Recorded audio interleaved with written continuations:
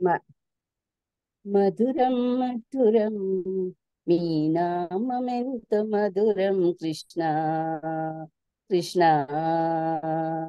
గోపికల మధ్య నృత్యము చేసి భక్తి పారవస్యముతో తేలియాడిన గోపికల మధ్య నృత్యము చేసి భక్తి పారవస్యముతో తేలియాడిన మీ వేణునాదమాగిన తన్మయత్వములో నృత్యము చేసిది కృష్ణ కృష్ణ.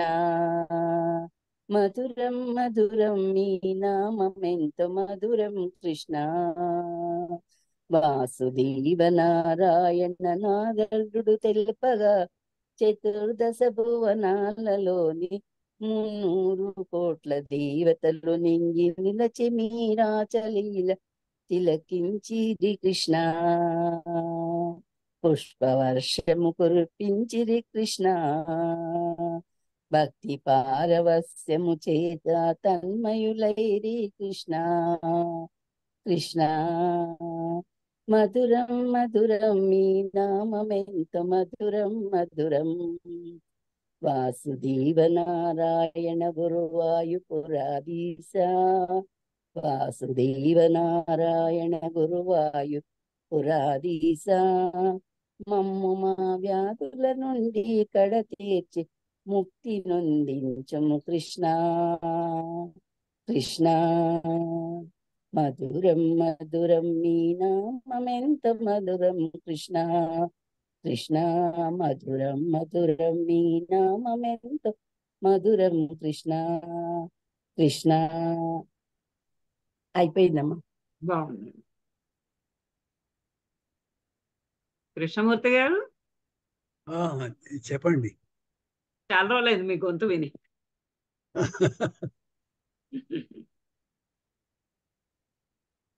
సెటిల్ అయిపోయారా కొత్త ఇంట్లో? ఏమన్నా చెప్పమంటారా? చెప్పండి. ఇది నారాయణ భట్ట గారు సంస్కృతంలో రాసినటువంటి మంగళాచరణం నారాయణీయానికి కవి కల్లూరి వెంకట సుబ్రహ్మణ్య దీక్షితులు అని ఆయన ఆంధ్రీకరించారు దాన్ని. అవును, అది చదవమంటే చదువుతా. చదవండి చదవండి. శ్రీ సంపన్మయి వాంగ్మయిన్ శివమయిన్ సేవింతు అశ్రాంతమున్ శ్రీ సూక్తార్థ నిధానయై సుకవితాశ్రేయ ప్రదాధానయై వ్యాస ప్రోక్త పురాణ భాగవత లక్ష్యాద్వైత సంధానయై హాసోల్లాస కటాక్ష దృష్టి అణిమాద్యైశ్వర్యముల్ పూర్పగన్ వెలుగుల్ దొంగిలి వేడివేలు పలుకన్ వే మూషికాకారుడై విలముంజొచ్చే అతండు వాహనముగా విచ్చేసే అయ్యల్ల వెల్గులకున్ వెల్గగు ఆత్మయే గణపతి స్ఫూర్తిన్ గణానాం అనంగల మంత్రార్థము యజ్ఞ విఘ్నుమడపన్ కైమూర్తున్ అమ్మూర్తికిన్ ప్రణవమై శృతియై స్వర ప్రచురమై రాగమునై తానమూర్ఛనలై భావము వ్యక్తి పల్లవియునై రంజిల్లి సంకీర్తనం మనసౌచున్ లయమంది యా ప్రణవమందానంద సాంద్రైక చిద్ధానమౌ వాణి విపంచి వాగ్భవకళం ధ్యానింతు నిష్ఠార్థినై చిననాడెప్పుడో స్వప్న జాగృతుల కించిత్ సంధిలో ముందు దోచను లేనవ్వుల వెన్నెలల్ కురియుచున్ శ్రీనాసికామౌక్తికం మెనయంగా అరుణాధర స్ఫురణతో ఏమేని నన్ వల్కరించిన చూడన్ విలసించే వాణియగు ఆ సీమంతని మృక్కెదన్.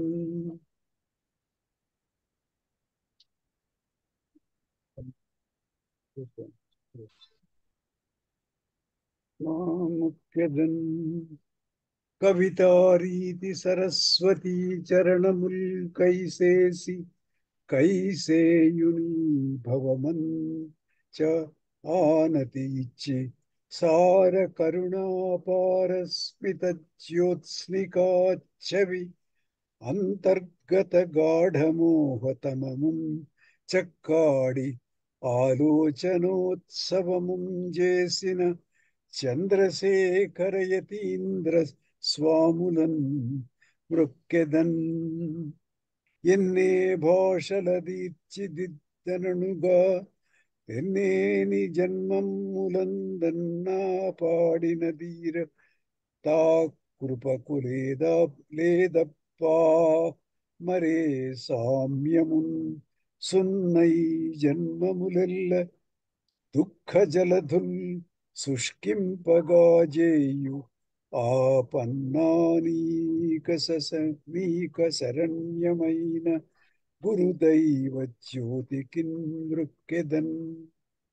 నా కవితాలతావనమునందు ఒలుదొల్త వసంతమయ్యే మారాకు తొడంగె మొగ్గ విరియై విరిసెన్ అనుపచ్చితేనె విందై కొసరించె వేలుపులన్ అట్టి శుభాగమ మంత్రవాదమౌ కోకిలనించెదన్ చిలుకకుం ప్రణతుల్ పచరించెదన్ మదిన్.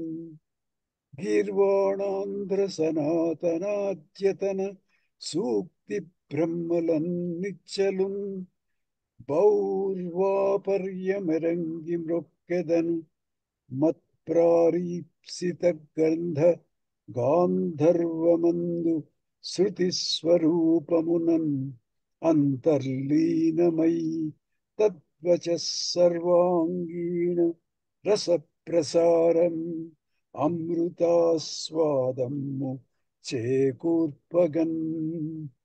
నలువకు నాల్గు నాల్గలట నర్తనమాడెడు నీ తను ప్రభల్ తలకొక దారి వింతగతులన్ మెరయించిన మోసపోయి వాదులుగొని ఆశ్చరింతురు బుధుల్ తదు దగ్గర వృషాతమమ్ముపై వెలువడు నీదు చిన్నగవు వెన్నెల పండు మాకు భారతీ. అల భద్రాచల రామదాసు మరి యా త్యాగయ్య పోతన్న వ్యాసుల వాల్మీకుల శ్రీసుకుందెలిపి ఓ జొక్కించ లీలాసుకోక్తుల కర్ణామృతము వనర్చినది మాకు చిన్ననాడమ్మా. యా కళయే కొంచెమునేని నా కవితలో కనిపించనా ధన్యుడన్. మునుల జీర్ణ కుటీరముల ముంగిళులు విశ్వవిద్యాలయములై వెలయునాడు ఋషిశేఖరోదార హృదయ సీమలు జ్ఞాన భాండారముల నంగ వరలునాడు. తపసుల్ ఆత్మీయ చైతన్య విద్యుత్ దీప కళజోపితమమెల్ల గడపునాడు. ముని ముఖాబ్జముల చాల్కొను బ్రహ్మకళ కళా వ్యాఖ్యాన పంక్తులు వ్రాయునాడు. కపట మెరుగక పొరపాటు గనక జ్ఞప్తి నూను సుఖ పంక్తి సహపాఠి అయిన నాడు. అంటినది యొక్క అక్షరం అది తలంతు భారతీయార్ష భారతీ వ్యక్తి కొరకు. ఓం తత్సత్. బాగుంది. 12 శ్లోకాల్లో ప్రార్థన చేశారు. 12 శ్లోకాలు పద్యాలు. శ్లోకాలకు పద్యాలు. ఈ పద్యాలు తెలుగు కాదు, పద్యాలు అంటారు. తెలుగు పద్యాలు.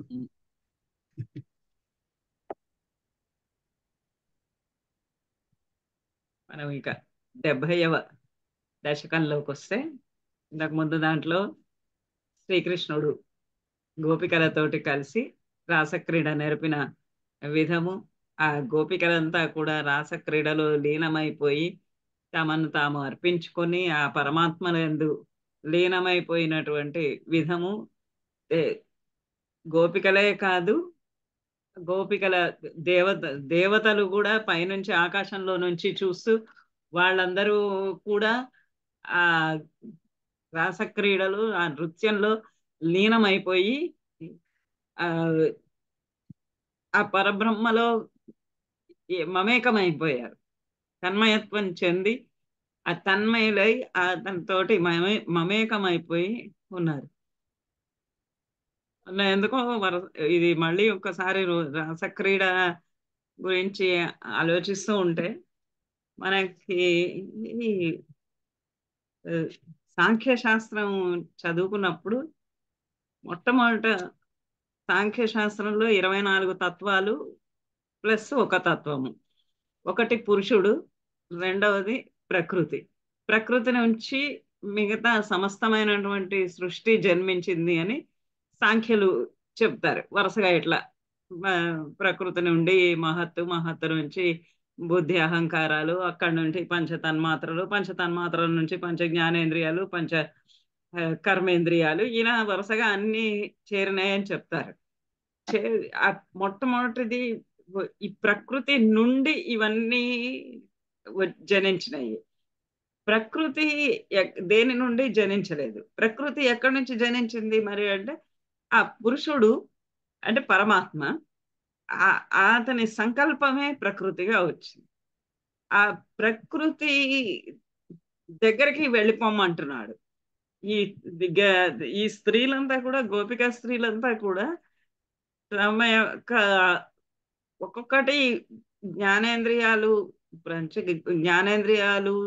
కర్మేంద్రియాలు, వీటి యొక్క స్థితిని వదిలిపెట్టి, మనస్సు కూడా ఒక ఇంద్రియమే, ఈ మనస్సుని కూడా వదిలిపెట్టి అన్నీ వదిలిపెట్టి వాళ్ళు ప్రకృతిలోకి వెళ్ళి ఆ ప్రకృతిలో చేరారు. ప్రకృతిలో చేరగానే ప్రకృతి యొక్క స్వరూపం కృష్ణుడు గోపికల కలయిక అంటే ప్రకృతి పురుషుని యొక్క కలయిక. అది ఒకటైపోయినటువంటి స్థితి, వేరుగా లేనటువంటి స్థితి అని ఈ రాసక్రీడ అనే భాగం మనకి చూపించినట్టుగా అలా అనిపించింది. ఏదో మధ్యలో ఒకసారి సడన్ గా ఉన్నట్టుగా ఉండి, ప్రకృతి కదా, ప్రకృతిలో కలిసిపోవటము. సాంఖ్యలో అన్నీ అదే చెప్తారు. జ్ఞానము వ్యక్త జ్ఞానము అంటారు. అది ఎలా ఉండాలి అంటే, జ్ఞానం తెలిసిన తర్వాత ఒక్కొక్కటి దాని సోర్స్ ఎక్కడి నుంచి వచ్చింది అనేది కనుక్కొని ఆ సోర్స్ దగ్గరికి వెళ్ళాలి. సోర్స్ ఏది అని అంటే ప్రకృతి. ఆ ప్రకృతి పురుషుని యందు లీనమైపోవటం అంటే పురుషుడి వల్లనే సత్వరజస్తమముల గుణాల యొక్క హెచ్చు తగ్గుల వల్లనే ప్రకృతి ఏర్పడుతుంది. ఆ సత్వరజస్తమ గుణాలని ఒకటే స్ట్రేట్ కి తీసుకొని వెళ్ళగలగడం అది చాలా దుస్సాధ్యమైనటువంటి విషయము. అయినా కానీ సత్వ రజస్తమో గుణాలు మూడింటిని కూడా ఒక్కటే బేస్ మీదకి లెవెల్లోకి తీసుకెళ్ళగలిగితే అదే ముక్తి, అదే పరమాత్మ సాక్షాత్కారము, అదే బ్రహ్మానంద బ్రహ్మానంద సహోదరం కూడా బ్రహ్మానందం. సత్వస్థితి బ్రహ్మానంద సహోదరము. సత్వస్థితిని కూడా దాటి వెళ్ళటం అనేది బ్రహ్మానంద స్థితి. ఆ బ్రహ్మానంద స్థితికి చేరారు ఇక్కడ ఈ గోపికలు అందరూ కూడా. అలా వాళ్ళందరినీ కూడా ఎవరెవరైతే ఆ స్థితిలోకి వెళ్ళగలిచి ఉన్నారో వాళ్ళందరినీ కూడా ఆయన అక్కడికి మెల్లగా తీసుకొని వెళ్ళి వాళ్ళని తనలో అలా లీనం చేసుకున్నాడు. ఈ భాగవతంలో అయితే మరి భాగవతంలో ఉందో ఎక్కడుందో తెలియదు. ఈ వీళ్ళందరూ కూడా ఈ గోపికలందరూ కూడా రామాయణంలో మహర్షులందరూ కూడా ఆ రాముడిని ఆ స్త్రీ రూపంలో రాముడిని అర్చించాలి అనుకున్నారని, ఆ ఇంకా మిథిల దేశంలో ఉన్నటువంటి స్త్రీలు పురుషులు కూడా కృష్ణ పరమాత్మలో లీనం కావాలి అని కోరుకున్నారు. ఇలానే రకరకాలమైనటువంటి ప్రాంతాల నుంచి ఉన్నటువంటి రకరకాల జన్మలలో వాళ్ళు భగవంతుల్లో లీనం అవ్వాలి అని అనుకున్నటువంటి వాళ్ళందరికీ కూడా గోపికలుగా జన్మించి శ్రీకృష్ణునిలో లీనమైపోయారు అని కూడా కథలు గాథలు చాలా అవి ఉన్నాయి. అది అట్లా ఆ రకంగా వాళ్ళందరినీ కూడా ఆ ఆనంద డోలికలలో ఊపుతూ ఉండగా ఆ సమయంలో ఏం జరిగింది? ఇతి త్వయి రసాకులం రమిత వల్లభే వల్లవాహ కదాపి పురం అంబికామితు అంబికాననే సమేత్య భవతా సమం నిషేవ్య దివ్యోత్సవం సుఖం సుషుపు అగ్రసీత్ వ్రజపం ఉగ్రనాగః తదా ఇతి త్వయి రసాకులం రమితవల్లభే వల్లవాహ కదాపి పురం అంబికామితుః అంబికా కాననే సమేత్య భవతా సమం నిషేవ్య దివ్యోత్సవం సుఖం సుషుపు ఉగ్ర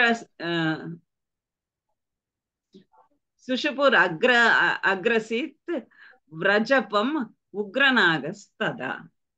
అలా వాళ్ళందరితోటి కలిసి అలా ఆనందంగా కాలం గడుపుతూ ఉన్నప్పుడు రసాకులం ఆ రసానందంలో వాళ్ళందరూ కూడా మునిగి ఉన్నటువంటి ఆ సమయంలో రమిత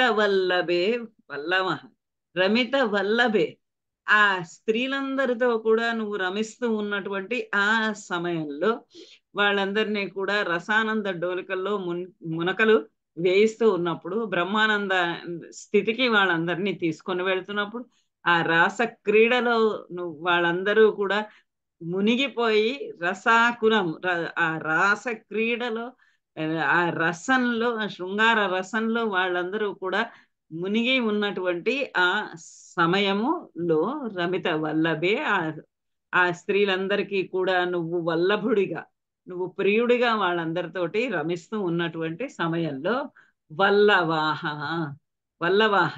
ఆ వల్లవి జనులందరూ ఆ గోపాలకులు అందరూ కూడా కదాపి ఒకసారి పురం అంబికామితు అంబికా కాననే భవతా సమం సమేత్య అంబికా కాననే వాడు ఒకనాడు వీళ్ళందరితోటి కూడా ఆ రసమయ జగత్తులో నువ్వు మునిగి ఉన్నటువంటి ఆ సమయంలో కదాపి ఒకరోజు అంబికా కాననే ఒక అడవి, దాని పేరే అంబికా కాననం. ఆ అడవిలో అంబికా కామితుపురం ఆ అడవిలో ఒక చోట అంబికా కామితు అంటే ప్రియుడు, అంబికా కామితు అంబిక యొక్క అంబిక అంటే దుర్గాదేవి యొక్క ప్రియుడైనటువంటి శివుని యొక్క పురం. ఆ పురానికి అంటే ఆ గుడికి ఆ దేవాలయం లాంటిదాన్ని ఆ శివుడు ఉన్నటువంటి ఆ ప్రాంతంలో ఆ క్షేత్రంలో ఆ పుణ్యక్షేత్రానికి సమేత్య వెళ్ళి భవతా సమం నీతో సహా కృష్ణుడు అక్కడ గోపికలతోటి కలిసి రసానందంలో మునిగి ఉన్నాడు. మళ్ళీ ఇక్కడ ఈ గోపాలకులందరితోటి కలిసి ఈ శివాలయానికి కూడా వచ్చి ఉన్నాడు. భవతా సమం నీతో కలిసి నిషేవ్య ఆ రాత్రి అక్కడ ఆ శివుణ్ణి సేవించి దివ్యోత్సవం సుఖం సుషుపు. అక్కడ ఒక దివ్యోత్సవాన్ని నెరపి ఆ భగవంతుడిని పూజించటము అనేటటువంటి ఆ శివుణ్ణి దర్శించి అర్చించి పూజించి అక్కడ ఒక ఉత్సవం లాగా ఒక పండుగ లాగా అక్కడ అంతా కూడా నెరపి సుఖం సుషుపు. అక్కడ చక్కగా హాయిగా నిద్ర పోయారు. ఆ రాత్రికి అక్కడ అందరూ సాధారణంగా పుణ్యక్షేత్రాలకి వెళితే మనకి ఇప్పటికీ కూడా చెప్తారు, ఏ పుణ్యక్షేత్రానికి వెళ్ళినా కూడా అక్కడ బస చేయాలి, అక్కడ నిద్ర చేయాలి అని చెప్తారు. అలానే ఇక్కడ ఈ వీళ్ళంతా కూడా ఈ గోపాలకులందరూ కూడా భవత సమం, నీతో కలిసి కృష్ణుడా నీతో కలిసి వాళ్ళందరూ కూడా అక్కడికి వెళ్ళి ఆ రాత్రి అక్కడే సుషుపు నిద్ర పోయారు. ఆ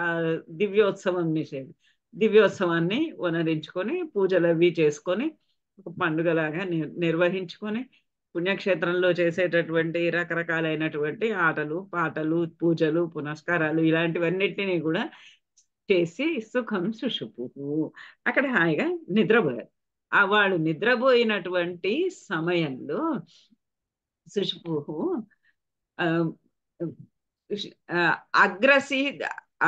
అగ్రసీత్ వ్రజపం ఉగ్రనాగ తదా ఆ సమయంలో అందరూ హాయిగా అలా పడుకొని ఉన్నటువంటి సమయంలో తదా అప్పుడు ఉగ్రనాగ ఒక ఉగ్రనాగం, ఒక భయంకరమైనటువంటి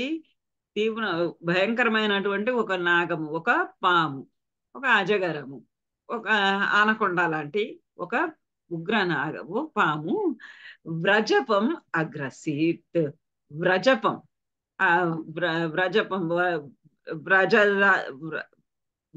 వ్రజము యొక్క అధిపుడైనటువంటి ఆ నందుడిని అగ్రసీత్ పట్టుకుంది. వచ్చి ఆ పాము అక్కడ ఉన్నటువంటి వాళ్ళందరినీ చూసి అందులో నందుని యొక్క కాలుని అగ్రసీత్ పట్టుకుంది. వజ్రపం వ్రజదేశానికి అధిపుడైనటువంటి ఆ నందుణ్ణి అగ్రసీత్ గట్టిగా పట్టుకోగానే అందరు మరి భయాందోళనలు చెందుతారు. రాత్రి అందరూ కూడా హాయిగా ఉత్సవాలు నెరపుకొని ఆటపాటలతోటి ఉండి భగవంతుడిని అర్చించి వాళ్ళందరూ కూడా అందరూ అక్కడ హాయిగా నిద్రపోతూ ఉంటే ఆ నిద్రపోతున్నటువంటి సమయంలో ఒక పెద్ద పాము, ఒక భయంకరమైనటువంటి ఉగ్రమైనటువంటి సర్పం వచ్చి ఆ వ్రజాధిపుడిని నందుణ్ణి పట్టుకుంది. సమ్ముఖం ముఖం అధో ఉల్ముఖైః అభిహితః అపి తస్మిన్ బలాద్ అముంచతి భవత్పదే జ్ఞపతి పాహి పాహి ఇతి తైః తదా ఖలు పదా భవాన్ సముపగమ్య పస్పర్శ తం బభౌ సచ నిజాం తనుం సముపాసాద్య వైద్యాధరిం. సాపడలేదు ఇక్కడ. సన్ముఖం అథో ఉల్ముఖైః అభిహితే అపి తస్మిన్ బలాదముంచతి భవత్పదే జ్ఞపతి పాహి పాహి ఇతి తైః తదా ఖలు పదా భవాన్ సముపగమ్య పస్పర్శతం బభౌ చ సచ నిజాం తనుం సముపాసాద్య వైద్యధరీం. అక్కడ ఆ పాము అలా అతన్ని వచ్చి నందుణ్ణి పట్టుకోగానే వెంటనే అక్కడ ఉన్నటువంటి ఆ జనమంతా కూడా సమున్ముఖం అథ ఉల్ముఖైః అభిహితః అథ అంతా వాళ్ళ ఆ పాము అలా అతని పట్టుకోగానే అక్కడ ఉన్నటువంటి ఆ గోపాలకులు అందరూ కూడా సమ్ముఖం వాళ్ళ ఎదురుగుండా ఉన్నటువంటి ఆ పెద్ద ఆనకొండ లాంటిది, ఒక కొండ చిలువ లాంటిది, ఆ ఉగ్ర భయంకరమైనటువంటి ఆ పామును ఉల్ముఖైః అభిహితః అపి ఉల్ముఖైః మండుతూ ఉన్నటువంటి కట్టెలతోటి రాత్రి అక్కడ పడుకున్నప్పుడు అందరూ అన్ని చోట్ల ఒక ఆ నెగడు అంటారు కదా, అవన్నీ వేసుకుంటారు కదా, ఆ నెగడులతోటి ఉల్ముఖై అభిహిత అది. దాన్ని ఉల్ముఖములు అంటారు. కొరవి, కొరవి నెగడు, వాటితోటి ఉల్ముఖై అభిహిత అపి, కొట్టినప్పటికీ కూడా సాధారణంగా పాములకి నిప్పు చూపిస్తే అవి భయపడి పారిపోతాయి. కానీ అందుకని వీళ్ళు అలాంటి వాటితోటి, ఆ కొరవిలతోటి, ఆ నెగళ్ళతోటి దాన్ని ఆ సమ్ముఖము, ఆ ఎదురుగా వెళ్ళి దాని ఎదురుగుండా, పాముకు ఎదురుగుండా వెళ్ళి వాళ్ళు దాన్ని అభిహిత అపి కొట్టినప్పటికీ కూడా తస్మిన్ బలాదముంచతి, అది మాత్రము బలాత్ చాలా బలంగా గట్టిగా అతన్ని పట్టుకొని అముంచతి, అముంచతి నముంచతి, అది వదిలిపెట్టడం లేదు. ఎంత వీళ్ళు కొడుతున్నా సరే, మండుతూ ఉన్నటువంటి కట్టెలు తీసుకొచ్చి వాటిని ఆ పాముని కొడుతున్నా సరే, అయినప్పటికీ కూడా తస్మిన్ బలాత్ అముంచతి, అతనిని మాత్రం అది ఎంత మాత్రమో వదిలి పెట్టడం లేదు. పెట్టకపోయేటప్పటికి తైహి పాహి పాహి ఇది జ్ఞపతి భవత్పదే, పాపం వాళ్ళందరూ ఏం చేస్తారు, వాళ్ళందరూ కూడా భవత్పదే నీ పాదముల పైన పాహి పాహి ఇది తైహి జ్ఞపతి, పాహి పాహి రక్షించు రక్షించు అని అందరూ వచ్చి నీ పాదాల పైన పాలేరు. అందరికీ తెలుసు ఇతడు కృష్ణుడు పరమాత్మ విష్ణుమూర్తి యొక్క స్వరూపమే అని. అంతకుముందు గర్గ మహర్షి కూడా చెప్పాడు. చెప్పిన మాటని నందుడు వీళ్ళందరికీ వివరించి చెప్పాడు. కృష్ణుడు విష్ణుమూర్తి యొక్క స్వరూపమే అని. తర్వాత చిన్ననాటి నుండి అతను చూపిస్తూనే ఉన్నాడు, తన యొక్క మహిమలన్నీ చూపిస్తూ ఉన్నాడు. వాళ్ళు చూపిస్తున్నాడు, మాయలో ఉంచుతున్నాడు, చూపిస్తున్నాడు, మాయలో ఉంచుతున్నాడు. ఇది చూపిస్తున్నాడు, ఇతను అమ్మో గోవర్ధనగిరి ఎత్తాడు, ఎంత బలం ఉంది, ఎంత విష్ణుమూర్తే గాని ఇంకెవరు కాదు అని అనుకుంటా, ఈ లోపల మళ్ళీ వాళ్ళని తీసుకొని వెళ్ళి ఆ అడవిలో కూర్చొని ఆటపాటలతోటి వెన్న దొంగలించుకుంటూ వాళ్ళని ఒక మాయలో ముంచివేస్తూ ఇక్కడ ఇప్పుడు ఎప్పుడైతే ఆపద వచ్చిందో, ఆపద రాగానే వాళ్ళకి వెంటనే ఈ శ్రీకృష్ణుడే వాళ్ళని రక్షించగలడు. ఎందుకంటే ఇంతకు ముందు కాళీయుడిని దగ్గర ఉన్నప్పుడు కృష్ణుడే రక్షించాడు. ఆ ఇంకొకటి ఇంకొక చోట అజగరం వచ్చినప్పుడు ఆ కృష్ణుడే రక్షించాడు, గోవర్ధనగిరి నుంచి రక్షించాడు. అందుకని వాళ్ళు వెంటనే ఇతని భవత్పదే జ్ఞపతి, భగవత్పదే నీ పాదముల పైననే జ్ఞపతి పడ్డారు, వాలిపోయారు. పాహి పాహి అంటూ రక్షించు రక్షించు అంటాడు. తదా అప్పుడు ఎప్పుడైతే అతను వాళ్ళందరూ కూడా నన్ను రక్షించు రక్షించు అని వేడారో, అప్పుడు నువ్వు దాఖలు ఖచ్చితంగా అప్పుడు భవాన్ నువ్వు సము పదా సముపగమ్య, పద నడుస్తూ ఆ పాము దగ్గరికి వచ్చి పస్పర్శ పస్పర్శ అని పాదాలతోటి దాన్ని అలా ఒకసారి ముట్టుకున్నా. దాన్ని తన్నలేదు, కొట్టలేదు, ఏమీ చేయలేదు. సముపాగమ్య దగ్గరికి వచ్చి ఆ కొండ చిలువ లేదా పాము, ఆ భయంకరమైన సర్పాన్ని దగ్గరికి వచ్చి పద పస్పర్శ తమ్ము దానిని, ఆ పామును పద పస్పర్శ నీ పాదాలతోటి దాన్ని అలా తాకావు. తాకగానే భవౌ సచ నిజాంతనం సముపాసాధ్య వైద్యధరీం సహచ, అతడు ఆ పాము, ఆ సర్పము, ఆ కొండ చిలువ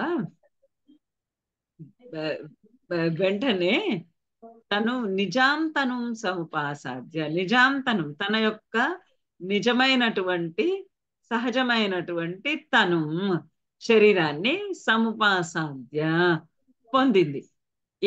ఏంటా నిజమైన శరీరము? వైద్యధరీం, విద్యాధర సంబంధితము, విద్యాధర సంబంధము వైద్యధరి, విద్యాధరుడు అయినటువంటి విద్యాధర రూపమైనటువంటి తన సహజమైనటువంటి ఒరిజినల్ ఫామ్, ఆ నిజమైనటువంటి స్వరూపాన్ని సముపాసాధ్య భవవు, దాన్ని పొందినవాడు అయ్యాడు. పొందాడు అంటే చాలా అసలు పొందినవాడు అయ్యాడు, నిజ రూపం. ఆ పాద స్పర్శకి, భగవంతుని యొక్క పాద స్పర్శకి బహుశా శాపం ఉంది, ఆ శాపము పోయి, ఆ శాపము నిర్మూలనమైపోయి వెంటనే అతడు తన యొక్క సహజమైనటువంటి నిజమైనటువంటి ఆ విద్యాధరుని యొక్క స్వరూపాన్ని మళ్ళీ అతడు తిరిగి పొందాడు. పొంది ఇలా చెప్తున్నాడు, సుదర్శనధర ప్రభో నను సుదర్శనాఖ్యః అస్మ్యహం మునీన్ కదాచిత్ అపహాసం త ఇహ మాం వ్యదుః వాహసం భవత్ పద సమర్పణాత్ అమలతాం గతః అసీత్యసౌ స్తువన్ నిజపదం యయౌ వ్రజపదం చ గోపాః ముదా. సుదర్శనధర ప్రభో నను సుదర్శనాఖ్యః అస్మ్యహం మునేన్ క్వచిత్ అపాహసం తాం ఇహ మాం వ్యదుః వాహసం భవత్పద సమర్పణాత్ అమలతాం గతః అస్మ్యేతదసౌ స్తువన్ నిజపదం యయౌ వ్రజపదం చ గోపాః ముదా. అప్పుడు ఆ విధంగా విద్యాధర స్వరూపము విద్యాధరుడుగా అయిపోగానే విద్యాధరుడుగా ఉన్నటువంటి తన స్వస్వరూపాన్ని గ్రహించంగానే పొందంగానే అతడు ఇలా అంటున్నాడు, సుదర్శనధర ప్రభో ఓ ప్రభో ఓ ప్రభువ ఓ శ్రీకృష్ణుడా సుదర్శనధర సుదర్శనమును ధరించువాడా. అందరికీ అట్లా ఇప్పుడు విష్ణుమూర్తి అని తెలిసిపోయింది. అతను చూస్తూనే అతని పాదన తగలగానే అతడు విద్యాధరుడుగా అయిపోగానే విద్యాధర రూపము పొందగానే అతనికి ఈతడు విష్ణుమూర్తి అనే విషయము అర్థమయ్యి సుదర్శనధర ఓ సుదర్శనాన్ని ధరించేటటువంటి సుదర్శన చక్రమును ధరించు వాడా ప్రభువా సుదర్శనాఖ్యః అస్మ్యహం అహం నేను కూడా సుదర్శనాఖ్య సుదర్శనుడు అనేటటువంటి పేరు గల వాడను. కాకపోతే ఒకసారి ఏమైంది, క్వచిత్ ఒకానొకసారి మునీన్ అపహాసం మునులను సాధారణంగా వీళ్ళందరికీ కూడా కొంచెం గర్వాహంకారాలు ఉన్నటువంటి వాళ్ళందరూ కూడా మునులను చూసి వాళ్ళని పరిహసించటము, వాళ్ళని హేళన చేయటము, వాళ్ళని తిరస్కరించడం ఇట్లాంటివన్నీ కూడా సహజంగా వాళ్ళు ఆ గర్వ మదాంధకానంలో చేసేటటువంటి పనులు. అలానే క్వచిత్ ఒకసారి మునీన్ అపహాసం నేను ఆ మునులను అపహాసము చేశాను, వాళ్ళని పరిహాసం చేశాను, వాళ్ళని వెక్కిరించాను, వాళ్ళని హేళన చేశాను. తా ఇహ మాం వ్యదుః వాహసం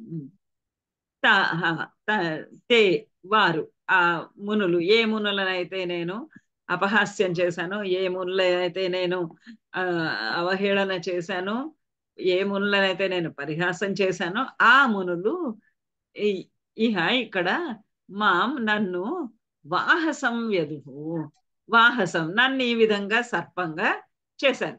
వాహసం అంటే వాయుభక్షకుడుగా నన్ను ఈ విధంగా వాయుభక్షకుడుగా పాములు గాలే తింటాయి అని చెప్తారు. అది ఎంతవరకు నిజమో మనకి తెలియదు, మనమైతే పాలు పోస్తాం పాములకు. కానీ వాహసం వ్యదుః నన్ను అలా వాయుభక్షకుడైనటువంటి సర్పముగా వ్యదుః చేసేసారు, పొందించారు. నాకు ఆ జీవితాన్ని ఇచ్చారు. ఇలా నేను వాళ్ళని అపహాస్యం చేయంగానే వాళ్ళ నన్ను ఈ విధంగా శపించారు. భవత్ పద సమర్పణాత్ అమలతాం గతః అస్మి. కానీ భవత్ పద సమర్పణాత్ భవత్ నీ యొక్క పాదముల యొక్క సమర్పణము చేత అమలతాం గతః నాలో ఉన్నటువంటి మలమంతా కూడా, నాలో ఉన్నటువంటి చెడు అంతా కూడా, నాలో ఉన్నటువంటి తప్పిదం అంతా కూడా, ఆ శాపం అంతా కూడా గతః అస్మి పోయినవాడను అయ్యాను. ఇప్పటి వరకు శాపవశాత్తు నేను ఈ రూపంలో ఉన్నా, ఇప్పుడు నీ పాదస్పర్శ చేత నీ పాదాలకు సమర్పించుకోవడం చేత నాలో ఉన్నటువంటి దోషమంతా కూడా దోష నివృత్తి అయిపోయింది. దోష నివృత్తి అయిపోగానే శాప నివృత్తి అయిపోయింది. అమలతాం గతః దోషములన్నీ కూడా తొలగిపోయి శాప విమోచనము కలిగింది. ఇది అసౌ అలా అని అతడు అసౌ అతడు ఆ సుదర్శనుడు స్తువన్ ప్రభువుని స్తువన్ స్తుతించి నిజ పదం యయౌ తన నిజ గృహానికి తన స్వగృహానికి యయౌ వెళ్ళిపోయాడు.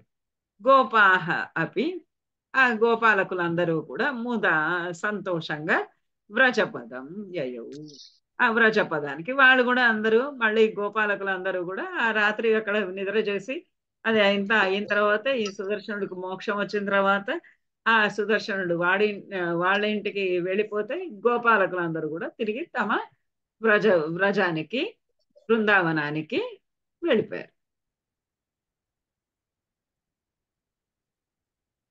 అది అది ఇది ఒక చిన్న కథలలో ఒక చిన్న కథ. సుదర్శనుడి యొక్క శాప విమోచనము. సుదర్శనుడు అనేటటువంటి ఒక విద్యాధరుడికి ఆ, ఏ ఏ విధంగా శాపమోక్షము కలిగించాడు. కదాపి ఖలు ఈ శాపమోక్షాలు కలిగిస్తున్నాడు అనేటటువంటి కథలన్నీ కూడా వాళ్ళు ఏదో ఒక తప్పిదం చేస్తారు. ఆ తప్పిదానికి ఆ, పరమాత్మనికి శరణు అవడం తప్ప వేరొక మార్గము లేదు. ఆ తప్పిదంలో నుంచి బయటకెళ్ళాలంటే ఆ కర్మల నుంచి బయటికి రావాలంటే భగవత్ శరణమే ఆ ఒక ఉపాయం. ఇంకా అంతకు మించినటువంటి ఉపాయం ఏమీ లేదు. శరణు కోరడము అని అంటే మనోవాక్కాయ కర్మల ఆ భగవంతుడికి శరణు కోరడం, భగవంతుని యందు సమర్పణము చేసుకోవడం.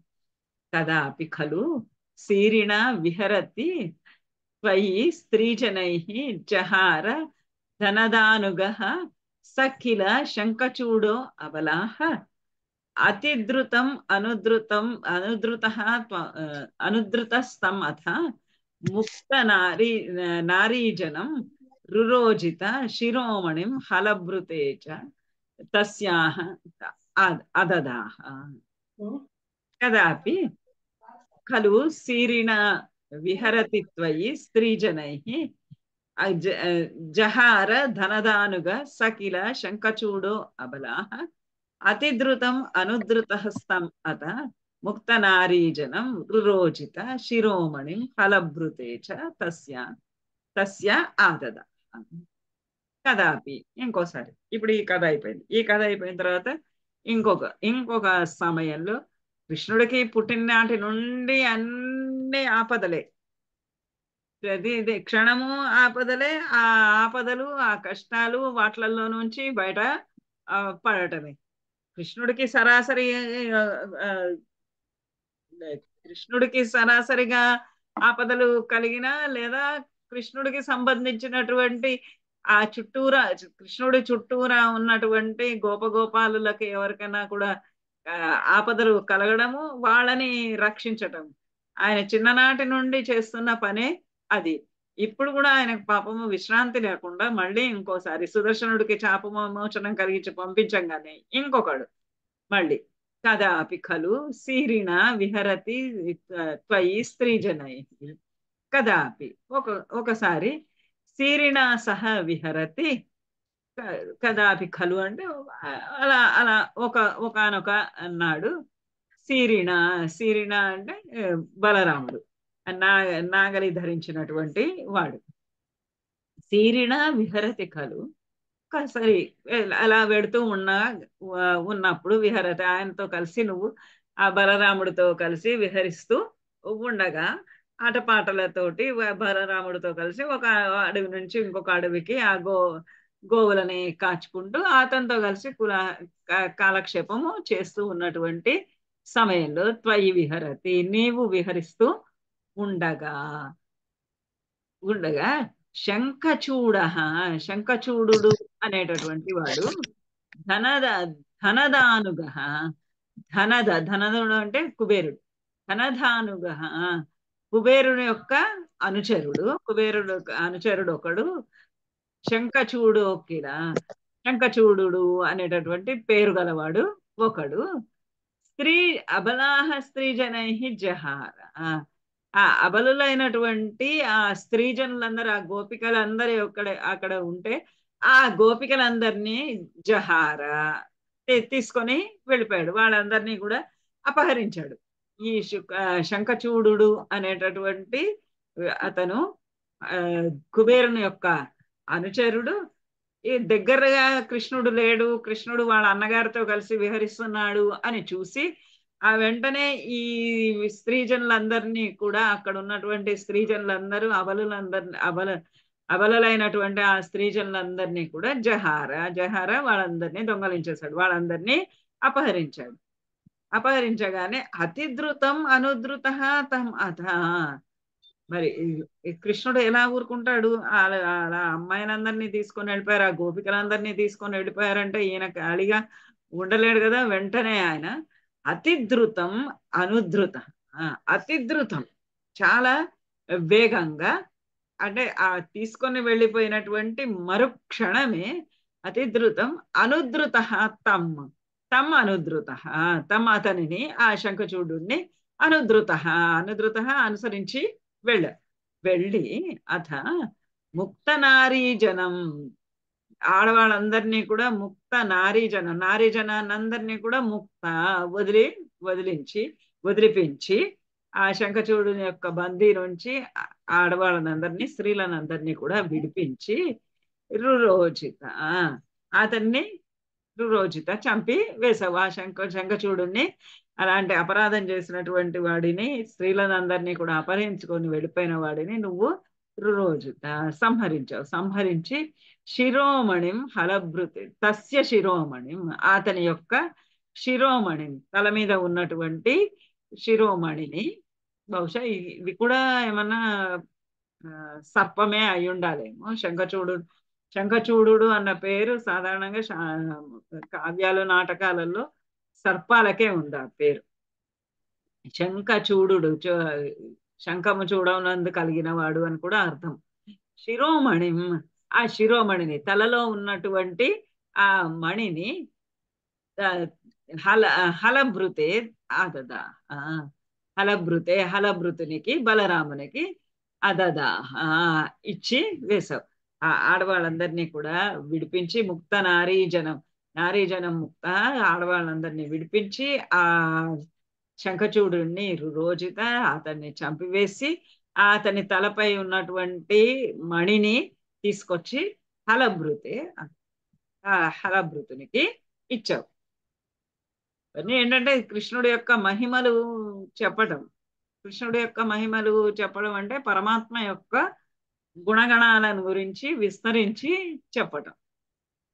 దినేషు చ సుహృజ్జనై సహ వనేషు లీలాపరం మనోభవం మనోహరం రసిత వేణునాదామృతం భవంతం అమరీదృశాం అమృతపారణాదాయినం విచింత్య కిము నాలపన్ విరహతాపితాః గోపికాః. దినేషు చ సుహృజ్జనైః సహ వనేషు లీలాపరం మనోభవ మనోహరం రసిత వేణునాదామృతం భవంతం అమరీదృశాం అమృతపారణాదాయినం విచింత్య కిము నాలపన్ విరహతాపిత గోపికాః. ఇలా సంతోషంగా అక్కడ అన్నటువంటి అందరూ కాలక్షేపము చేస్తూ ఉన్నారు, విహారాలు చేస్తూ ఉన్నారు. మధ్య మధ్యలో ఏదైనా ఇట్లా ఏమైనా ఆపద విపత్తులు వస్తే ఆ విపత్తుల నుండి కృష్ణుడు వాళ్ళందరినీ కూడా రక్షిస్తూ ఉన్నాడు. ఇలా కాలం గడుగుతూ ఉంది. దినేషు సుహృజ్జనై సహ వనేషు లీలాపరం. ఈ విధంగా సుహృజ్జనై సహ, సుహృజ్జనులతో కలిసి, స్నేహితులతోటి కలిసి, దినేషు రోజంతా పగలంతా కూడా స్నేహితులతో కలిసి, వనేషు లీలాపరం, వనేషు వనాలన్నిట్లలో కూడా పొద్దునపూట అంతా కూడా మరి గోవులని కాచుకోవడానికి వెడుతూ ఉండాలి కదా. అలా వెడుతూ పగలంతా కూడా ఆ స్నేహితులందరితోటి కలిసి, ఆ గోప బాలకులందరితో కలిసి అలా వనేషు ఆ అడవులన్నింటిలో ఒక్కొక్క అడవి తర్వాత ఒక్కొక్క అడవిలో లీలాపరం, చక్కగా లీలగా ఆటపాటల తోటి ఒక్కొక్క అడవిలోకి తిరుగుతూ మనోభవ మనోహరం రసిత వేణునాదామృతం, అక్కడ అలా చక్కగా వేణునాదామృతాన్ని వినిపిస్తూ ఉన్నాం. వేణునాదం అనేటటువంటి అమృతం, ఆ మధురమైనటువంటి నీ వేణు గానాన్ని వినిపిస్తూ ఉన్నాం. మనోభవ మనోహరం, అది ఎలా ఉంది అని అంటే మనోభవ మనోహరం, నువ్వేమో మనోభవుడి కన్నా మన్మధుని కన్నా కూడా మనోహరంగా అందంగా ఉన్నావు, సుందరంగా ఉన్నావు. ఆ మన్మధుణ్ణే మించినటువంటి అందగాడివిగా నువ్వుండి అంతకన్నా అందంగా రసిత వేణునాదామృతం, ఆ నీ వేణునాదామృతాన్ని రసిత గ్రోలుతూ ఉన్నారు వాళ్ళందరూ కూడా. నువ్వు మనోభవుడి కన్నా అందంగా ఉన్నటువంటి నిన్ను చూస్తున్నారు, అంతకన్నా మధురంగా నువ్వు మోయిస్తున్నటువంటి ఆ వేణునాదాన్ని వింటూ ఉన్నారు. వేణునాదామృతాన్ని రసితం రసితం ఆస్వాదిస్తూ ఉన్నారు. దాని రసాన్ని గ్రోలుతూ ఉన్నారు. ఎవరు? భవంతం అమరీదృశాం అమృతపారణదాయినం. భవంతం నువ్వు నువ్వు ఆ విధంగా మనోభవుడి కన్నా అందంగా ఉన్నటువంటి నువ్వు ఈ విధంగా అమృతమయమైనటువంటి వేణునాదాన్ని నువ్వు వినిపిస్తుంటే దానిని ఆస్వాదిస్తూ అమరీదృశం అమరీదృశం ఆ అమరులైనటువంటి ఆ స్త్రీలు, అందమైనటువంటి కన్నులు కలిగినటువంటి ఆ అమర నారీమణులు అమృత పారణాదాయనం, వాళ్ళు నిన్ను చూసి వాళ్ళ కళ్ళల్లో నుంచే నేను అమృతాన్ని తాగుతున్నారు. నీ రూపాన్ని చూస్తూ నీ గానాన్ని వింటూ అమృతాన్ని వాళ్ళు గానం చేస్తున్నారు, పానము చేస్తూ ఉన్నారు, అమృతాన్ని వాళ్ళు అనుభవిస్తూ ఉన్నారు అని విచింత్య ఆలోచించి కిము విరహతాపితాః గోపికాః కిము నాలాపనం. విరహతాపితాః గోపికాః, గోపికలంతా కూడా మరి పగలంతా ఈయన అడవులలో అట్లా అట్లా తిరుగుతూ ఉన్నాడు.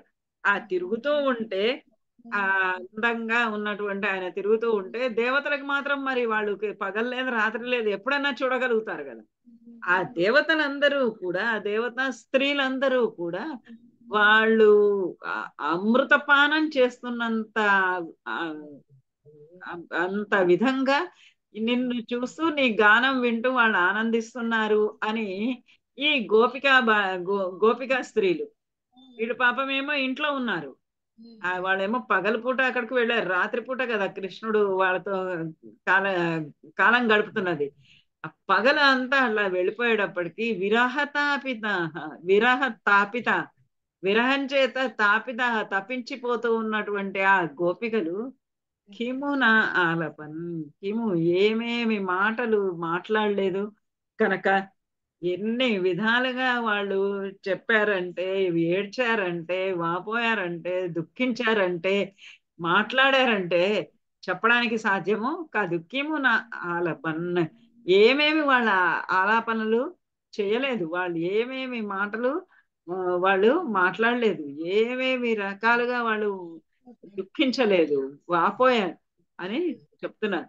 వాళ్ళందరూ ఆ దేవతా స్త్రీలేమో హాయిగా ఎక్కడ నువ్వున్నా కూడా వాళ్ళు నిన్ను చూడగలుగుతున్నారు, నీ గానామృతాన్ని వింటున్నారు, వింటూ అమృత పారణాదాయన ఆ అమృతాన్నంతటిని కూడా వాళ్ళు పారణ చేస్తూ ఉన్నారే అని ఆ దేవతా స్త్రీలను గురించి వీళ్ళు కుళ్ళిపోతున్నారు అనమాట. కుళ్ళుతోటి దుఃఖంతో, ఆహా వాళ్ళు ఎంత అదృష్టవంతులు ఆ దేవతా స్త్రీలు, ఈ కృష్ణుడి యొక్క రూపాన్ని, మనోహరమైనటువంటి రూపాన్ని చూడగలుగుతున్నారు, ఆయన యొక్క అమృతం సమానమైనటువంటి ఆ వేణునాదాన్ని ఆస్వాదిస్తూ ఉన్నారు అని వీళ్ళు ఇక్కడ ఇంట్లో కూర్చొని వాళ్ళందరూ కూడా ఆ స్త్రీలను గురించి దుఃఖపడుతూ మాట్లాడుకుంటూ ఉన్నారు. ఎన్ని మాటలు అన్నారంటే అన్ని మాటలు అన్నారన్నమాట. ఏ విధంగా యాక్చువల్గా నిందించడం, ఏ విధంగా నిందించుకోవాలంటే ఆ విధంగా నిందించుకున్నారు. లేదా వాళ్ళ సౌభాగ్యము, వాళ్ళ అదృష్టము ఎంత దేవతా స్త్రీలది. మేము ఇలా పొందలేకపోతున్నాం కదా, వాళ్ళు పొందినటువంటి అదృష్టాన్ని మేము పొందలేకపోతున్నాము అనుకుంటూ వాళ్ళు ఆ ఆలాపనలు ఆడుతూ ఉన్నారు.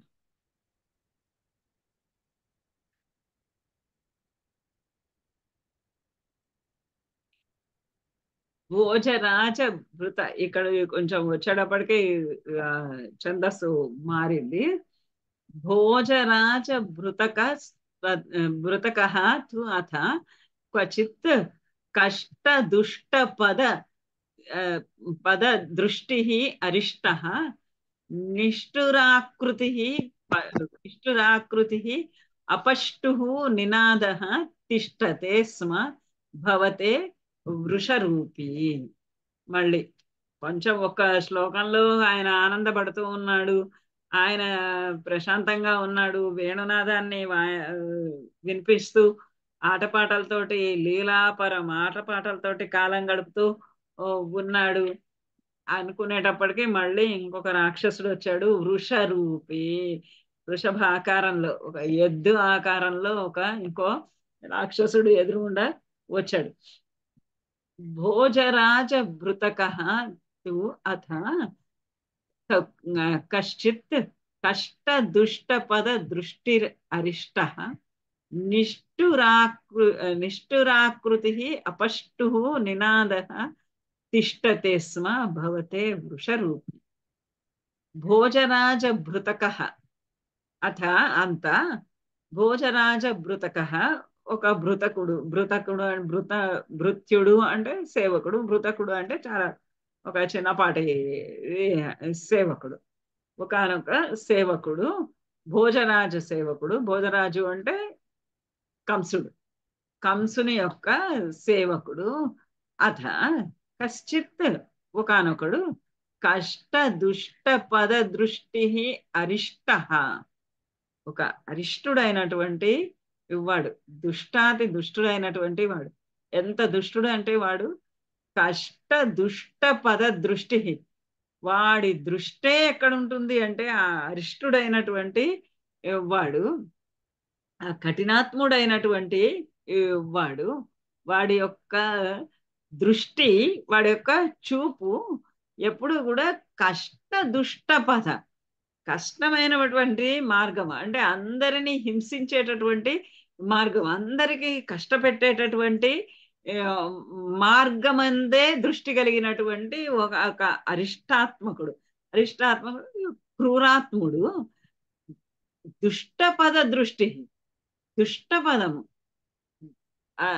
దుష్ట అందరికీ హాని కలిగించేటటువంటి పదం, దుష్టమైనటువంటిది, కష్టమైన, అందరికీ కష్టము, అందరికీ హాని కలిగించేటటువంటి ఆ దుర్మార్గమైనటువంటి మార్గము యందు దృష్టి కలిగినటువంటి ఒకడు అరిష్ట, ఒక రాక్షసుడు.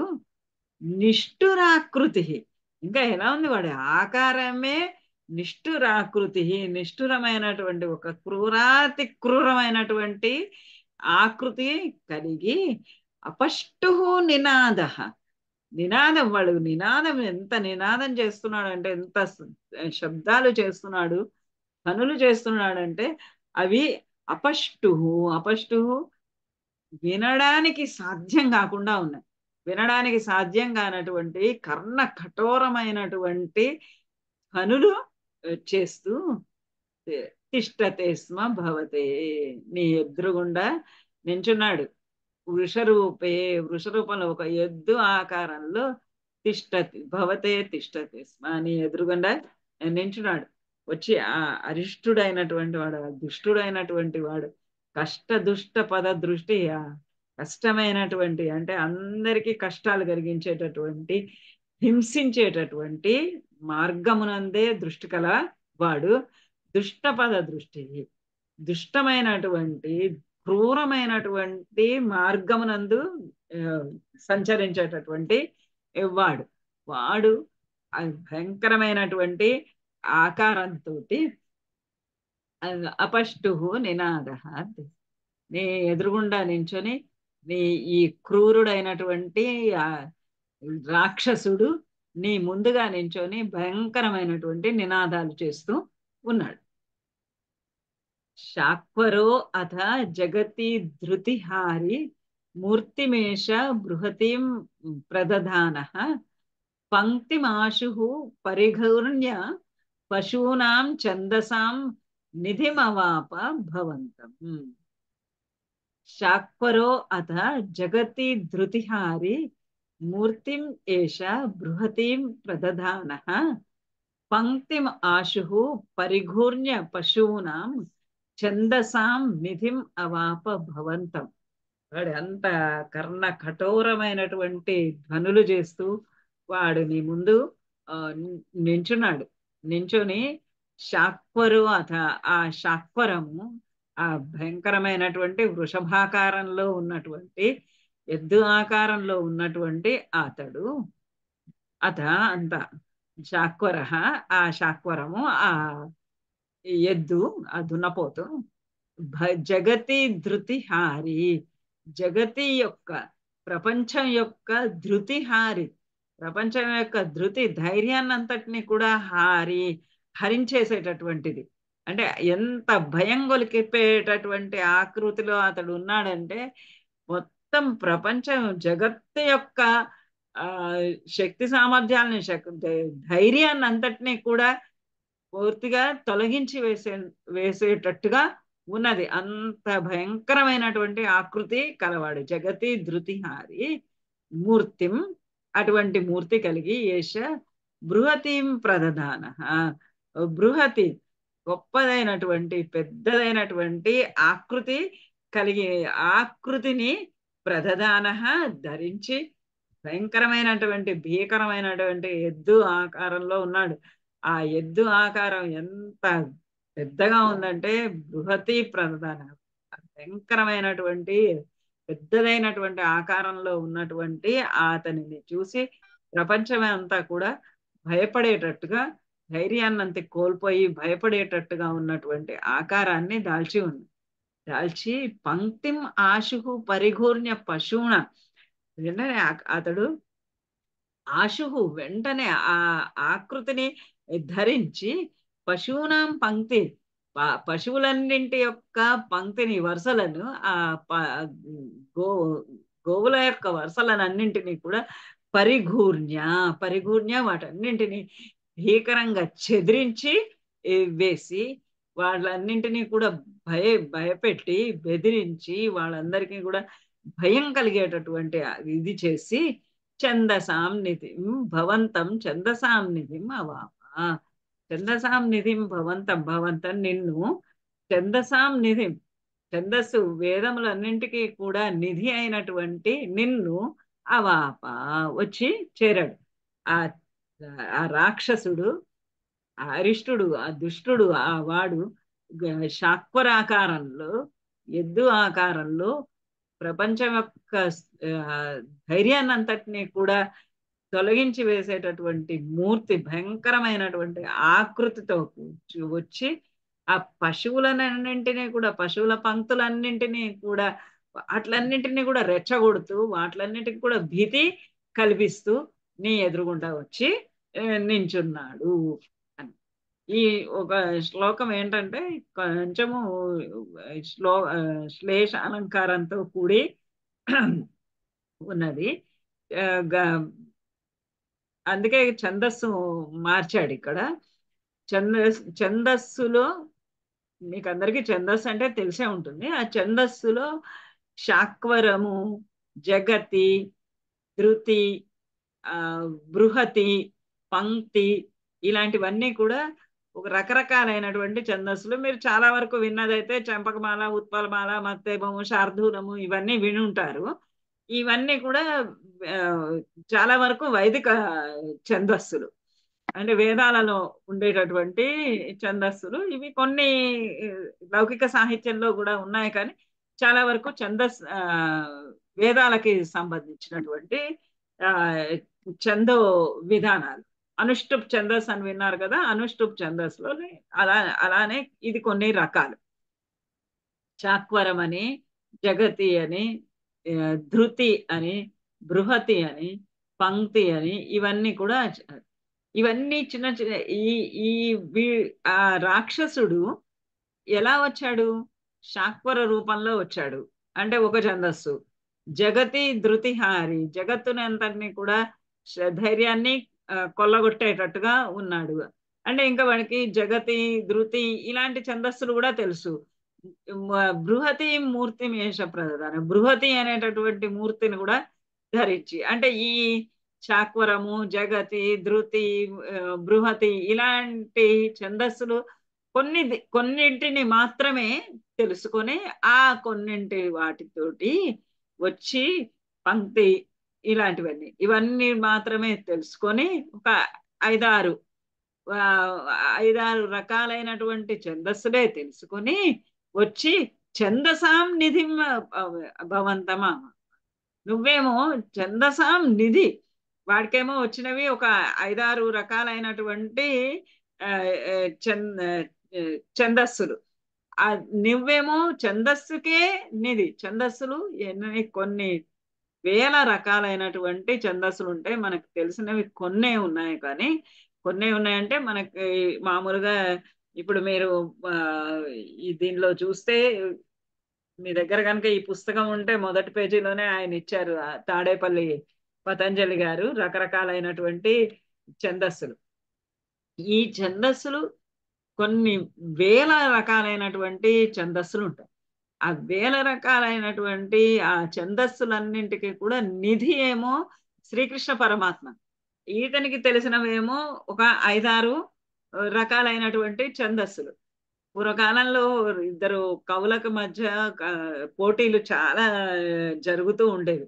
ఒక రాజుగారి దగ్గర ఒక కవి ఉన్నాడు అంటే, వేరే దేశం నుంచి వచ్చినటువంటి కవులు వాళ్ళతోటి ఒక ఛాలెంజ్ చేసి వాళ్ళతో ఒక పోటీ పడి, ఆ పోటీలో గెలిచిన వాళ్ళకి గండపెండేరాలు తొడిగించుకొని ఇలాంటివన్నీ జరుగుతూ ఉండేవి.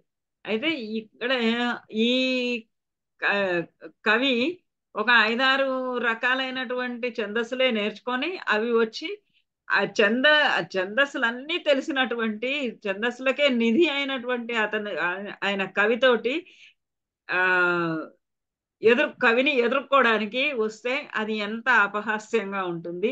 అలా ఉంది ఈ రాక్షసుడు వృషభ రూపంలో భయంకర ఆకృతి తోటి వచ్చి నీ ముందు నించుంటే, నీ ముందు వాడు ఎంత మొత్తము ప్రపంచ సృష్టియే నువ్వు, ప్రపంచంలో ఉన్నటువంటి ఆకృతి అంతానే నువ్వు, వాడు అందులో ఒక్క చోట ఒక చిన్న ఆకృతిలో వచ్చి నిన్ను భయపెట్టాలని చూస్తున్నాడు, అది సాధ్యమయ్యే పని అని ఇక్కడ ఒక శ్లేష అనమాట.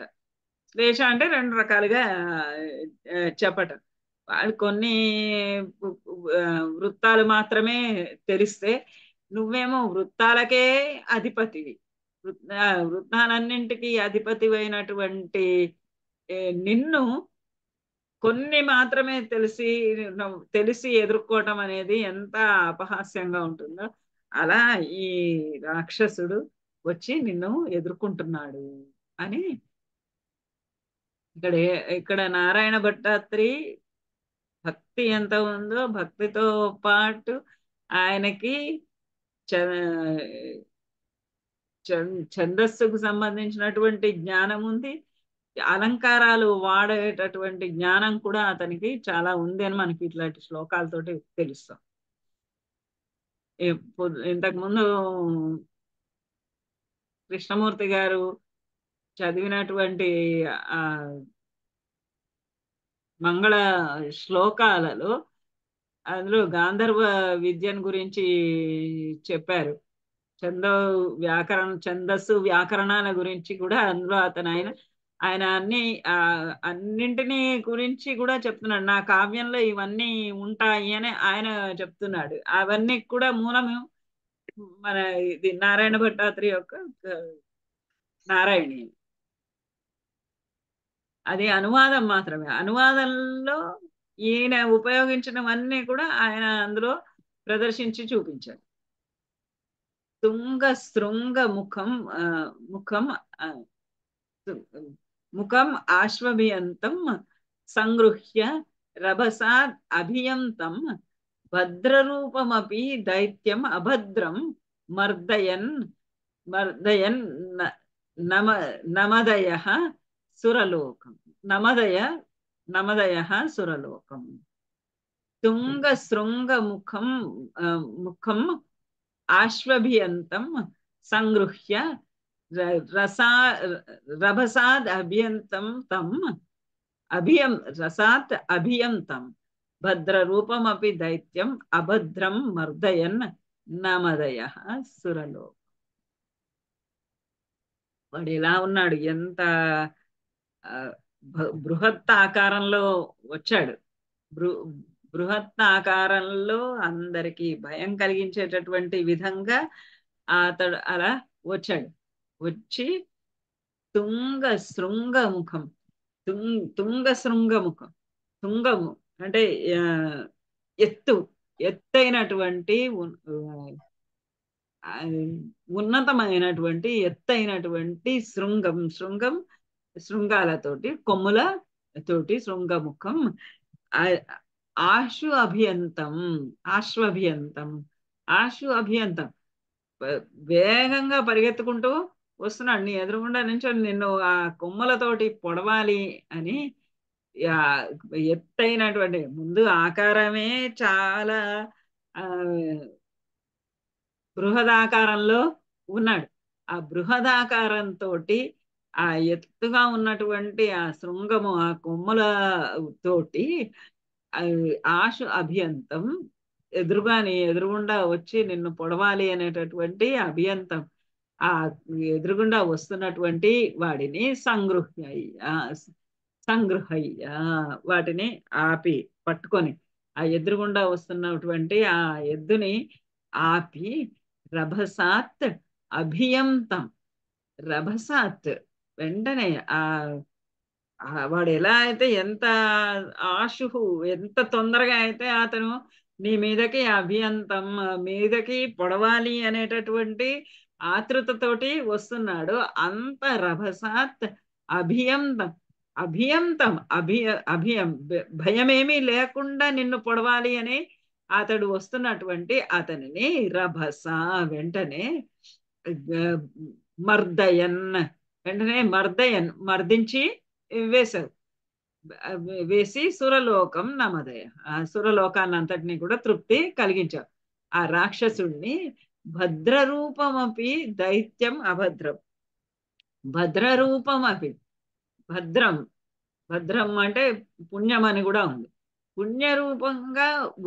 పుణ్యరూపమపి, పుణ్యం అనేటటువంటి రూపాన్ని, భద్రం అంటే రెండు అర్థాలు ఉన్నాయి. భద్రం అంటే ఎద్దు అనేటటువంటి అర్థం ఉంది, భద్రం అంటే పుణ్యము అనేటటువంటి అర్థము, రెండు అర్థాలు ఉన్నాయి. ఈ రెండు అర్థాల ఈ దాంట్లో ఈయన అదే అలానే వాడాడు, రెండు అర్థాలు ఇచ్చేటటువంటి పదాలను. భద్రరూపమపి దైత్యం అభద్రం, పుణ్యరూపము ధరించి ఉన్నప్పటికీ కూడా దైత్యం అభద్రుడైనటువంటి వాడిని. పుణ్యరూపుడైనప్పటికీ అపుణ్యుడైనటువంటి ఆ రాక్షసుడిని, పుణ్యరూపుడైనప్పటికీ అపుణ్యుడైనటువంటి రాక్షసుడు అంటే మరి అక్కడ ఒక విరోధము కలుగుతోంది కదా. విరోధం అంటే కాంట్రడిక్షన్. ఏంటి ఆ విరోధం? మరి ఆ విరోధం ఎలా పోవాలి అని అంటే, భద్రం అంటే దానికి ఇంకొక అర్థము, అమరకోశంలో ఉన్నటువంటి అర్థం భద్రం అంటే ఎద్దు అని కూడా. ఆ ఎద్దు ఆకారంలో ఉన్నప్పటికీ వాడు అభద్రుడు అంటే అందులో మనకి విరోధం ఏమీ లేదు. అలా భద్రరూపమపి దైత్యం అభద్రం, పుణ్యరూపంతో ఉన్నప్పటికీ కూడా అతడు అభద్రుడు, దైత్యుడు. అభద్రుడైనటువంటి ఆ దైత్యుణ్ణి, ఎద్దు రూపంలో ఉన్నటువంటి ఆ దైత్యుణ్ణి, ఆ అభద్రుడైనటువంటి ఆ భయరహితుడైనటువంటి ఆ అపుణ్యుడైనటువంటి దుష్టుడైనటువంటి, అపుణ్యుడు అంటే దుష్టుడు అని కూడా తీసుకోవచ్చు, అపుణ్యుడైనటువంటి దుష్టుడైనటువంటి భద్రుడు కానటువంటి, శుభములు కూర్చనటువంటి వాడు, దుష్టుడైనటువంటి అతనిని మర్దించడం చేత సురలోకం నమదయ. ఆ సురలోకం అంతా కూడా నమదయ ఆనందాన్ని పొందారు. ఈ వృష రూపంలో ఉన్నటువంటి రాక్షసుణ్ణి సంహరించగానే ఆ సురలోకం అంతా కూడా, దేవతాలోకం అంతా కూడా ఆనందంతో ఆ ఆనందాన్ని అనుభవించారు. చిత్రమధ్య భగవన్ వృషఘాతాత్ సుస్థిర అజని వృషస్థితి ఉర్వ్యాం వర్ధతే చ వృషశ్చేతసి భూయాన్ మోద ఇత్య అభినుతః అసి సురైః త్వం.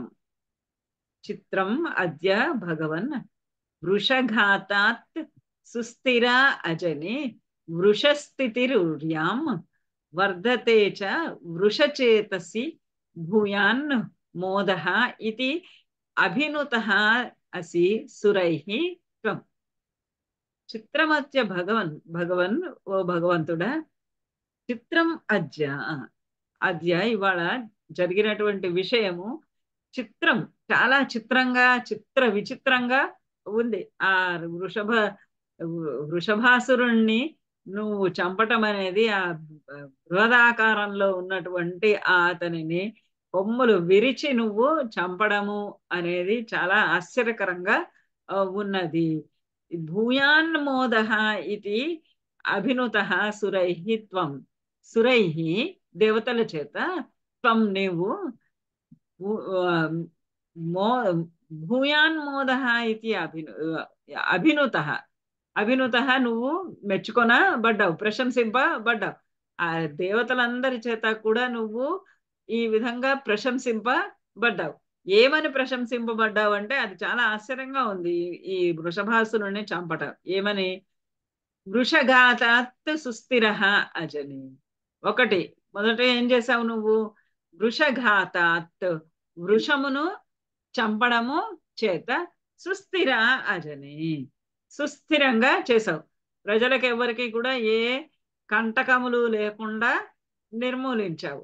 అంతా కూడా ఒక నిలకడైనటువంటి స్థితిని, ఒక స్థిరమైనటువంటి స్థితిని, అంటే భయాందోళనలు లేనటువంటి స్థితిని కలిగించావు. ఎట్లా? వృషఘాత, వృషాన్ని చంపడం చేత. వృషస్థితి ఉర్వ్యాం, అలానే ఉర్వ్యాం భూమికి కూడా నువ్వు వృషస్థితిని కలిగించావు. వృషము అనేటటువంటి స్థితిని నువ్వు భూమికి కలిగించావు. ఒకటి, వృషాన్ని చంపడం వల్ల సుస్థిరం చేసావు. సుస్థిరం చేయటం వల్ల భూమి పైన అంతా కూడా వృషము స్థిరంగా ఉన్నది. వర్ధతే చ వృషచేతసి భూయాన్ మోద. వృషచేతసి, వృషచేతనుడికి, వృషుని యొక్క చేతస్సుకు, భూయాన్ మోద వర్ధతే, అత్యధికమైనటువంటి ఆనందం కలిగింది. వృషాన్ని చంపినందువల్ల సుస్థిరం లభించింది, సుస్థిరత లభించింది. సుస్థిరత లభించటం వల్ల భూమి పైన వృషము స్థిరంగా ఉంది. భూమి పైన వృషం స్థిరంగా ఉండడం చేత వృషుడు ఆనందాన్ని అనుభవించాడు. ఇదంతా చాలా చిత్రంగా ఉంది అన్నాడు. ఇక్కడ కూడా మళ్ళా ఒకటి, వృషఘాతాత్ అంటే వృషభము, ఆ వృషాసురుడు, ఆ వృషభాసురుడిని చంపడం చేత అని మొదటి వృష శబ్దానికి అర్థం. వృషఘాతాత్ సుస్థిర అజని, వృషభాసురుడిని చంపడం చేత సుస్థిరత నెలకొన్నది. రెండవది, వృషస్థితి ఉర్వ్యాం, భూమి పైన వృషస్థితి, వృషము అని అంటే ఇంకొక అర్థము ధర్మము, ధర్మం స్థిరంగా నిలబడింది. నీవు ఆ వృషభాసురుణ్ణి చంపడం చేత భూమి సుస్థిరత పొంది భూమి పైన ధర్మము, శాంతి, ధర్మములంతా కూడా చక్కగా నిలబడి ఉన్నది. ధర్మ స్థాపన జరిగింది. ఇంకొక వృషానికి అర్థము వృషుడు అంటే ఇంద్రునికి ఇంకొక పేరు వృషుడు. ఆ ఇంద్రుడు వృషచేతసి అంటే ఇంద్రుని యొక్క మనస్సు. వృషచేతసి ఇంద్రుని యొక్క మనస్సు భూయాన్మోద వర్తతే. అతని మనస్సునందు అత్యధికమైన ఆనందము లభిస్తూ ఉన్నది. ఎందుకంటే వృషభాసుడు రాక్షసుడు సంహరింపబడ్డాడు. ప్రపంచ దేశాలు భూమిపైన ధర్మము నెలకొంది. ధర్మం నెలకొన్నది ఉంటే ధర్మ కార్యాలన్నీ ప్రజలు ఆచరిస్తూ ఉంటే ఇంద్రుడు సస్యశ్యామలంగా ఉండి ఇంద్రుడికి పూజలన్నీ చేస్తారు. ఇంద్రుడు వాళ్ళకి వర్షాలు ఇస్తాడు. ఇలా ఇదంతా కూడా ఒక సైకిల్ లాగా జరుగుతూ ఉంటుంది.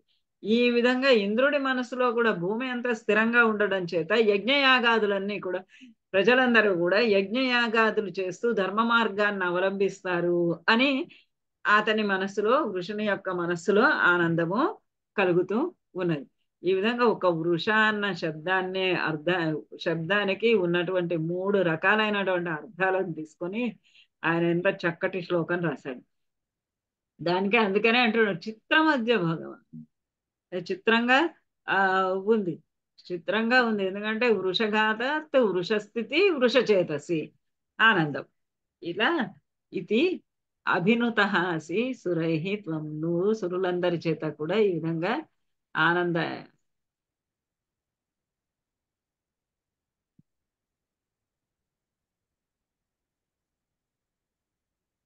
ఈ విధంగా వాళ్ళందరూ కూడా అభినుత నిన్ను ప్రశంసిస్తూ ఉన్నారు. ఔక్షకాణి పరిధావత దూరం వీక్షతాం అయం ఇహోక్ష విభేది ఇది ఇత్థం అత్తహసితైః సహ గోపైః గేహగస్త్వం అవవాతపురేష. ఔక్షకాణి పరిధావత దూరం వీక్షతాం ఇయం ఇహ అక్షో విభేది ఇత్తం అత్తహసితైః సహ గోపైః గేహగః త్వం అవవాతపురేష. ఔక్షకాణి, ఔక్షకములు అంటే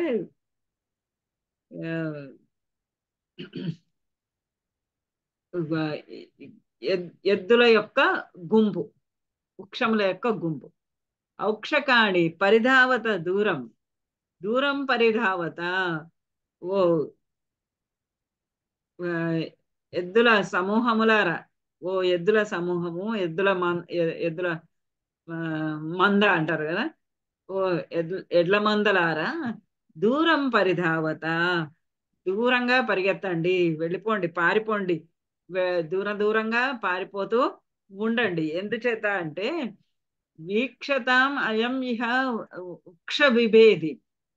ఇక్కడ వృక్ష విభేది, వృక్షములను విభేది సంహరించి వాడైనటువంటి వాడు ఇహ ఇక్కడ ఉన్నాడు. వీక్షతాం చూడండి, అయం ఇదిగో ఇక్కడ, అయం ఇతడే, ఇహ ఇక్కడ వృక్ష విభేది వృక్షములను సంహరించువాడు ఇదిగో ఈ వీడు ఇక్కడే ఉన్నాడు. వీక్షతాం చూడండి, చూసి ఓ అక్షకాణి, ఓ ఎడ్ల మందలారా దూరం పరిధావత పరిగెత్తండి, పరిగెత్తండి, ఇక్కడ దగ్గరగా ఉండద్దు అని ఇత్తం అత్తహసితై, ఇత్తం ఈ విధంగా అత్తహసితై ఆ నవ్వులాటల మాటలు ఆడుతూ. మిగతా ఈ ఎద్దులన్నీ కూడా ఏమి